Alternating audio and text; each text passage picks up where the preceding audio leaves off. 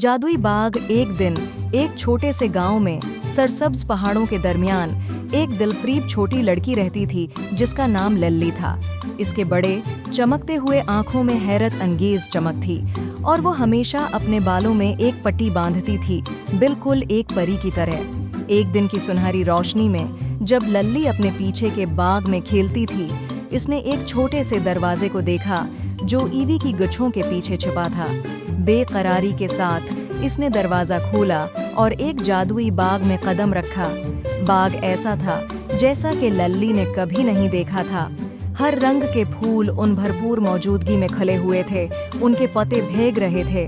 ततलायां हर तरफ अड़ रही थीं, अपने पीछे चमकीली धौल छोड़ते हुए।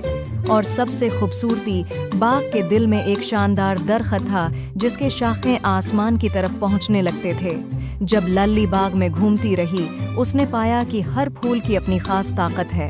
सरख गुलाब उसको राज बताते थे, नीली घंटियां हंसने लगे थीं और घास के फूल हुआ में नाचने लगे।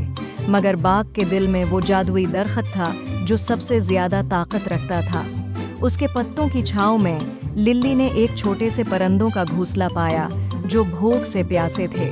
बगैर किसी देर कए इसने दरख्त से एक पका हुआ सीप तोड़कर उन परिंदों को खिलाया जो खुशी से चलाने लगे। उस लम्हे में लिल्ली ने अपने दिल में एक गर्मी महसूस की, जानते हुए कि उसने किसी की मदद की। उस दिन के बाद जैसे ही वक्त मिलता, लिल्ली जादुई बाग को दुरुस्त करती। वहाँ के हैरत अंगेज माजिज़ात से सीखकर वो अपनी हकीकत को समझ गई और जहाँ भी जाती वो वहाँ मोहब्बत फैलाती। और जी हाँ, जब भी वो बढ़ती गई और उसकी सियाहतें उसे घर से दौड़ ले गईं, वो कभी नहीं भूली वो क्या सीखा था बाग में। क्योंकि उस जादुई जगह में उसने मोहब्बत की असल जादुई को पाया और ये वो तहफ़ा था